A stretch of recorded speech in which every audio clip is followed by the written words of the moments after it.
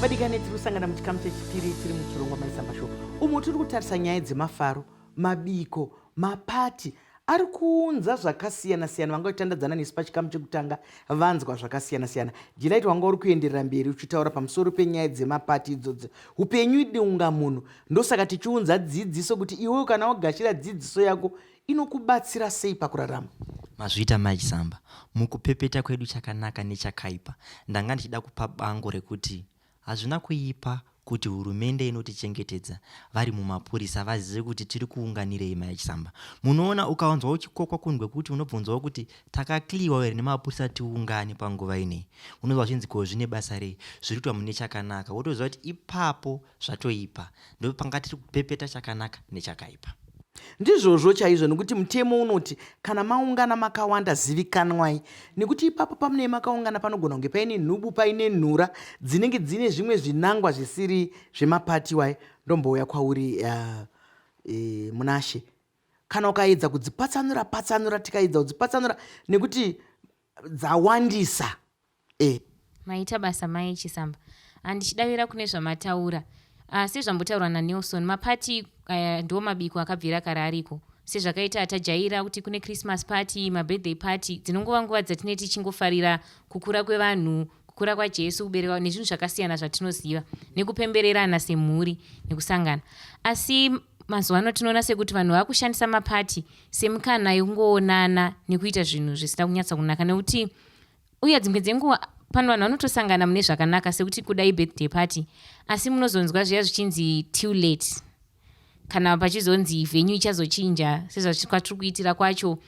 Pakadaro ndo patinoti dai paizoita vanhu vanozonoteerera kuona kuti kwakuendwa uku zviri kunoperera kupi, nekuti kazhinji vanhu ndo pavari kuzoperera kuna taisire. Vanhu tunoona inenge ndaitirwa birthday party totomboitira pamba vabereki varipo, asi kuma 8 vabereki vobva vatisiya tega neshamwari dzangu. Zvatinozosara tichiita sevana, tinenge tasiyirwa hwawa, tinenge tasiyirwa zvakawanda, hapasina chanyatsotarisa kuti vanhu muri kuitei, muri kubatei. Nekuda kweikoko kuti vabereki vedu vazhinji vakutora western culture, saka vanenge vachida kungofambiranawo nenguva zvisina kushata zvazvo. Asi dai takwanisa kuti tinotambirawo western culture but tichikwanisa kuziva kuti zvinhu tinozvironga sei. Nekuti ndaitarisa kuti mukatarisisa vanhu vechitema ndo vanowanzoita nhumbu kumapati, ndo vanovanza kurasikirwa neupenyu vachienda kumapati. Unonzwa kuti kuinvesti vanhu vakaita accident vari 10 mumota vachienda kupati. Asi mukatarisa kune varungu vacho vatiri kutorera zvinhu izvi, mwana anototaura vabereki ndikuenda kupati kumba kwaana John ichapera na 11. Vabereki vototenderana nemwana voperekedza mwana wavo vonomusiya, vonotaura nevabereki vaJohn voti tasiya mwana wedu, vonotorawo mwana wavo na 11 sekutenderana kwavanga vaita. Izvi zvinobatsira kuti vabereki vari kuziya kwaenda mwana, pavanosiya mwana vari kuziya wavasiyira mwana. Saka pakaita chinowana mwana vane munhu wekuteerera nekuzoda kunzwisisa kuti kumwana wedu zvaazosangana neizvi zvanga zvafamba sei. Mashoko akanaka echenjedza uri kutaura. Vabereki vakawanda tine urombo mazuva ano vari kuzodaidzwa kumochari kuti uyai muone zviri kuno, uyai muone mashure ari kuno, nekuti vana vedu vazhinji havadi kuzikanwa. Vamwe vanoita zvokunzvenga, vamwe vanoita zvokutiza. Kana tiri kutaura kuti vana, hatisi kutaura vana vari pasi pemakore 18. Toziva kuti vana vari pamakore 18 tinotarisira kuti vabereki munoramba makatarisa ziso. Asi kune ava tinoti vabva zera, ndo vacho vari kufa, ndo vacho vari kukanganisika. Ngatizvitarirei kuti zviri kumbotibatsira chiko izvozvo.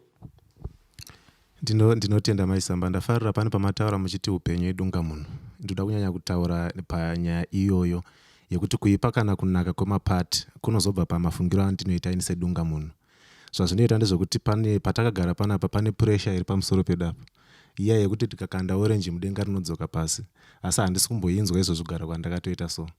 Ndo yakafanana nezvatinoita kana tichitamba sevechidiki, kuti kune inonzi pressure yavanoti peer pressure, yekuti kana uri mazviri zvinhu hauzvinzwi kuti kune pressure iri pamusoro pangu apa, kana kuti ati ishamwari dzangu dzandinotamba nadzo.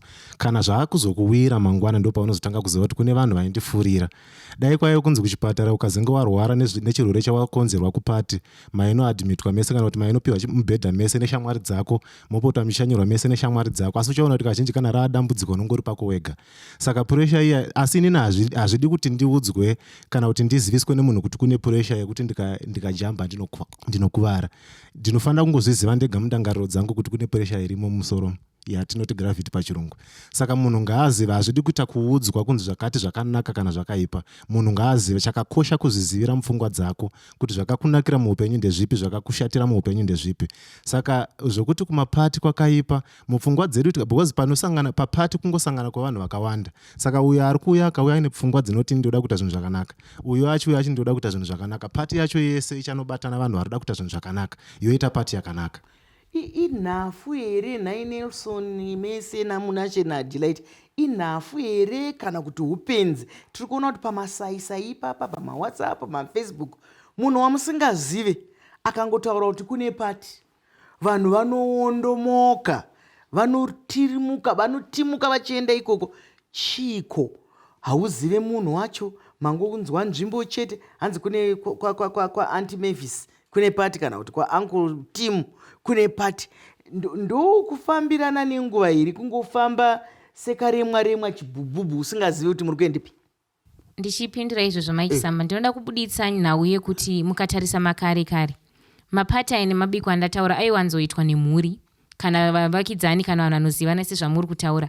Asi nguva yatasvika iyi yanguva yekuti mwana watete unozomuziva musi waanochata, mwana wasekuru unozomuziva musi wagraduata. Munenge muchingoziva kuti tete vane vana vavo vavainavo. Saka vechidiki zvacho zvatiri kuti tikurudzire kuti tikwanise kusangana semhuri tichifara pamwe chete kakashoma. Vanhu vakungopomana uroyi mumhuri, vanhu vari kuita sevasingachawirirani mumadzimhuri, o vanhu vakuita zviya zvekuti pamwe vanototya kuti ukanzwa kuti maiguru nhingi vaita pati, unonzwa vanhu vari kuti havakuda kutiratidza kuti vakatenga mota, vakuda kutiratidza kuti hatichafarirani kubudirira kweumwe munhu.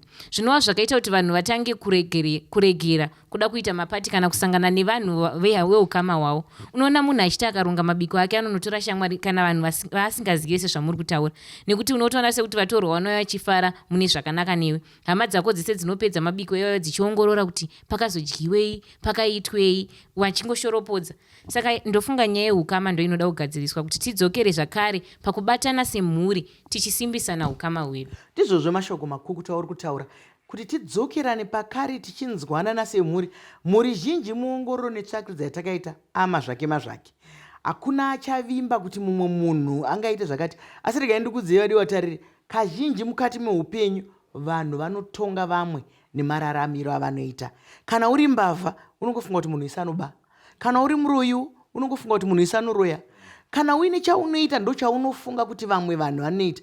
Saka ngatisvikei pekuvimbana, pekuzivana kuti tiri paushamwari, tiri paukama, tiri kwete kungoramba vanhu vakadhonzerana nekukweshana nhando. Ndokai kwauri Delight.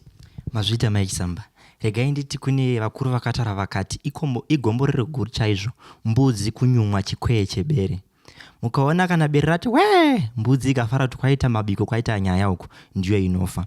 Dambudziko ripo Mai Chisamba nderekuti tingadedi kuti hanzi vabereki havasina nyaya nevana, asi ndo vana vamwe chete vanodzoka vachiti ndini kodzero dzangu. Ndo vana vamwe chete vanodzoka vachiti amai kwamandirambidza kuenda kwaita mukana wakanaka, zvekuchikoro ndo kwandichazvinzwa, mikana yemabasa asiko aya ndo kwandichamawanda, papa vaye vatinoda kuchechi ndo kwavari. Saka dambudziko raitika Mai Chisamba, hunhu chaihwo hwasuruka. Vana vedu varasa tariro yeunhu, yekuremekedza zvaari muviri wake Mai Chisamba. Neiko chii? Dambudziko raitika Mai Chisamba ndoradata rekuti kana makare monde dzaiveko, asi kuti zvaitika izvo ndezvekuti vanhu vari kutambira upenzi neufuza huri pachena. Ndo chiripo Mai Chisamba, hatingade kuti munzwa uri mundove, kwaita mapenzi, kwaita nyope. Mukaona vanhu vada kuenda kumapati Mai Chisamba ivavo, vazhinji vacho havadi kuzvishandira. Munhu aningo yekushanda chaya akasaudzwa nguva dzinopera pata ndiko kubasa kunoendwa nguvai, ko mhuri yangu inoriritirwa nani, ko zvandaronga zvichafamba sei. Saka ubenzi hwapinda muvanhu Mai Chisamba nechekutanga. Chechipiri huipi chaiko. Kune vanhu vanonakidzwa nekushandisa vamwe vanhu Mai Chisamba. Munoona vanhu vari kuenda kumambobvunza mukati sei zviya zvinotakurirwa chando zvichifamba nevarume. Ndo kwatingati hurimbo hwekutora madzimai. Tinozozoti kwakaitwa pati mwana ane pamuviri, anouya sekuti pamuviri paitike, iko kuda kuno zvinotapira zvasina kushandira ikoko, ndo rimwe redambudziko. Iko kuda kugara motikari nemutefa zvandakagara ndakaita zvozvo yausina kushandira, ndo panobvira mapati ipapo Mai Chisamba. Wozviita sei? Ndiwe chamunyururu pavanhu vese. Ndo paunouya kuti munashe kune mafara ikoko, nekuti unozoti munashe ane hunhu hwake hwakanaka, pavachaonekwa aineni achayeresa zvinhu zvangu zvandiri kuita zvakaipa. Saka tagara tatongopatara kuti mapati aya akashata, zvingwarire sedunga munhu. nyaya iri kubuda pano vadiwa tariri chikurura majasi kuti vamwe vanodaidzwa kunge kuti zvipfekedzwe kakuyera kai regai tizoendera mberi muchikamu chinotevera.